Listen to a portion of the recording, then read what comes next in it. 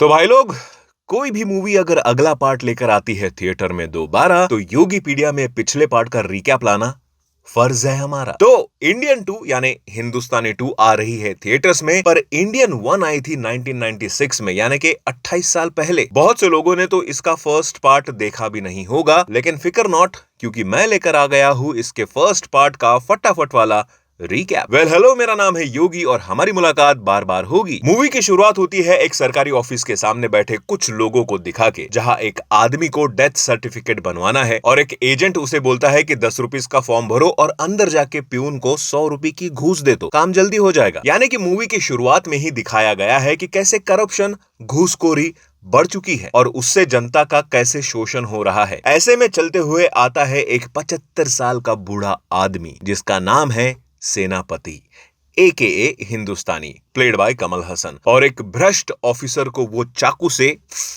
मार देता है। साथ में ये भी दिखाया गया है कि सेनापति एक स्पेशल टाइप के मार्शल आर्ट में निपुण है। नेक्स्ट सीन में एंट्री होती है चंद्रू की, played by again Kamal Haasan, who is son of Senapathi, पर ही इज करप्टेड। सरकारी ऑफिस के बाहर वो भी रिश्वत लेके आम आदमी को लूटता है, पर बाद में पता चलता है कि वो ये सब इसलिए कर रहा है क्योंकि उसे ट्रैफिक इंस्पेक्टर बनना है और उसके लिए उसे 1.5 लाख रुपए की घूस देनी है एक ऑफिसर को, इसीलिए वो ये सब कर रहा है। साथ में वो उस ऑफिसर के घर में उसकी बेटी सपना के लिए नौकरों की तरह काम भी कर रहा है। अब एंट्री होती है कृष्णा स्वामी की, जो एक IPS ऑफिसर है और हिंदुस्तानी द्वारा किए गए मर्डर के इन्वेस्टिगेशन में स्पेशली इन्वॉल्व है। यहाँ एंट्री होती है चंद्रू की गर्लफ्रेंड ऐश्वर्या की। ये जानवरों से बहुत प्यार करती है और जानवरों से किसी भी तरह की बदसलूकी उसे पसंद नहीं है। इधर कृष्णा स्वामी सेनापति की खोज करते हुए केरला पहुंच जाता है एक गुरु के पास, जहां उसे पता चलता है कि सेनापति एक बहुत ही दुर्लभ पर बहुत ही शक्तिशाली मार्शल आर्ट में निपुण है और उस आर्ट का नाम है वर्मकलाई, जिसके उपयोग से सामने वाला आदमी बेहोश हो सकता है, वाणी खो सकता है, उसका कोई भी बॉडी पार्ट सुन हो सकता है और सांसों को भी रोक दिया जा सकता है। वो गुरु ये भी बताते हैं कि अब इस कला को जानने वाले बहुत कम लोग बचे हैं। अगले सीन में चंद्रू अपनी गर्लफ्रेंड को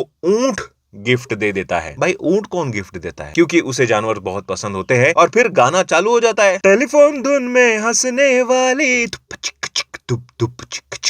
मेलबोर्न मछली मचलने वाली, तुप चिक चिक। भाई ये क्या लिरिक्स थे? एनीवेज, लिरिक्स जो भी हो, AR रहमान सर का जो म्यूजिक है भाई साहब, मजा आ गया। तो आगे बढ़ते हैं। कृष्णा स्वामी किसी तरह सेनापति का एड्रेस ढूंढ लेता है और भेस बदल के उसके घर पहुंच जाता है। वहां उसकी मुलाकात सेनापति के वाइफ से होती है, जो कृष्णा स्वामी को बताती है कि सेनापति एक फ्रीडम फाइटर थे। अंग्रेजों से लड़ते हुए वो एक दूसरे से मिले और फिर अंग्रेजों से हिंदुस्तान को आजादी दिलाने सेनापति ने नेताजी सुभाष चंद्र बोस की आजाद हिंद सेना ज्वाइन कर ली और हिंदुस्तान को आजादी दिलाने में कामयाब हो गए। ये स्टोरी सुन के कृष्णा स्वामी थोड़े भावुक भी हो गए थे, लेकिन उसी वक्त सेनापति वहां आ जाते हैं। कृष्णा स्वामी उसे अपनी असली आइडेंटिटी बताता है और उन्हें अरेस्ट करके वहां से लेके जाने वाला ही होता है। तभी सेनापति अपने मार्शल आर्ट से उसे पैरालाइज कर देता है, पर जान से नहीं मारता। उसके बाद सेनापति और उसकी बीवी वहां से भाग जाते हैं और वो एक गाड़ी खरीद लेते हैं, जिसे वो एक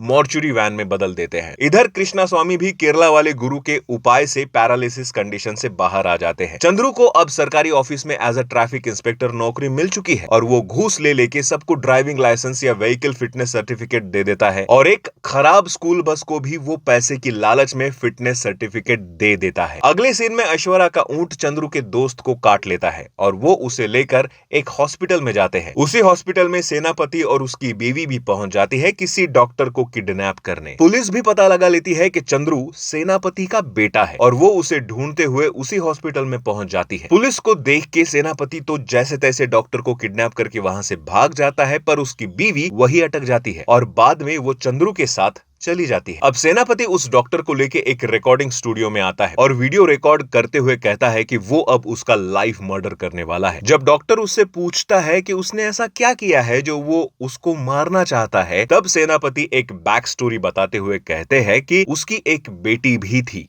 कस्तूरी नाम की। वो एक गांव में सब खुशी खुशी रहते थे। एक दिन चंद्रू अपने पिता यानी के सेनापति से 20,000 रुपए मांगता है ताकि वो किसी ऑफिसर को जॉब के लिए घूस दे सके। पर सेनापति तो आदर्शवादी है, तो वो ऑब्वियसली किसी को घूस देने के लिए पैसे देने से मना करते हैं। कहते हैं कि मेरिट पे जॉब करो या फिर मेरे साथ खेती में हाथ बटाओ। पर चंद्रू गुस्से में ये कह के घर छोड़ के चला जाता है कि सेनापति अब उसके करियर में अड़चन बन चुके हैं। उसकी बहन चंद्रू से बहुत क्लोज थी, तो वो बहुत नाराज हो जाती है। कुछ दिन बाद चंद्रू घर पे लेटर भेजता है। लेटर आया है ये सुन के कस्तूरी गैस ऑन रख के ही लेटर पढ़ने निकल जाती है और फिर शॉर्ट सर्किट की वजह से आग लग के जल जाती। सेनापति उसे इमरजेंसी डॉक्टर के पास ले जाता है। हाँ, ये वही डॉक्टर है जिसे सेनापति ने किडनैप किया हुआ है। तो तब वो डॉक्टर कहता है कि पहले एफआईआर लिखो क्योंकि एक्सीडेंट या सुसाइड का केस लग रहा है। पर कंपाउंडर सेनापति को समझाता है कि 500 रुपए दे दो, डॉक्टर अभी ट्रीटमेंट शुरू कर देगा। पर सेनापति नहीं मानता। वो दौड़ के पुलिस स्टेशन जाता है। पुलिस बोलता है कि एफआईआर के पहले विलेज एडमिनिस्ट्रेटिव ऑफिसर के पास जाके सर्टिफिकेट लेकर आओ कि वो तुम्हारी बेटी है एंड ऑल, और फिर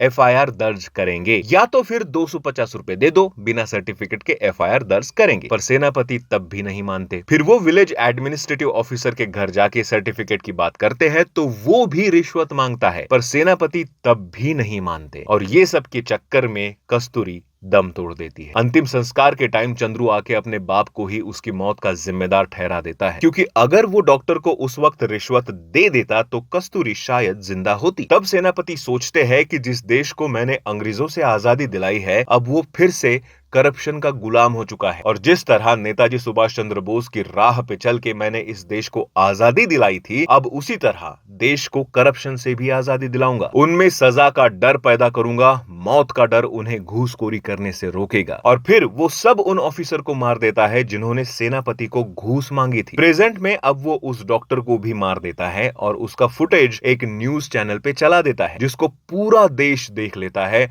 और वो सबके हीरो बन जाते हैं। अब लोग घूस लेने से पहले डरने लगते हैं। एक दिन जिस खराब बस को चंद्रू ने फिटनेस सर्टिफिकेट दिया था, उसका भी एक्सीडेंट हो जाता है और ड्राइवर के साथ 40 बच्चे भी उसमें मारे जाते हैं। अब क्योंकि चंद्रू ने इस बस को फिटनेस सर्टिफिकेट दिया था, वो फंस जाता है और वो पुलिस इंस्पेक्टर को और साथ में पोस्टमार्टम करने वाले डॉक्टर को रिश्वत दे के मामले को दबाने बोलता है। पर सेनापति वहां पहुंच जाता है क्योंकि अब उसका बेटा ही पूरी तरह करप्ट हो चुका है। तो सेनापति अब उसे भी मारना चाहता है, पर उसी वक्त कृष्णामूर्ति के ट्रैप में फंस के वो पकड़े जाते हैं। लेकिन पुलिस से जैसे तैसे भाग के वो फिर से चंद्रू को मारने उसके घर जाते हैं, जहां उसे पता चलता है कि चंद्रू सेनापति के डर से बेंगलुरु जा रहा है। तो सेनापति एयरपोर्ट जाके चंद्रू को टपका देते हैं। लास्ट में दिखाते हैं कि सेनापति अब विदेश में है और कृष्णमूर्ति को कॉल करके बोल रहे हैं कि जब भी कहीं पे भी करप्शन होगा वो वापस आएंगे करप्शन को मिटाने। मूवी खत्म,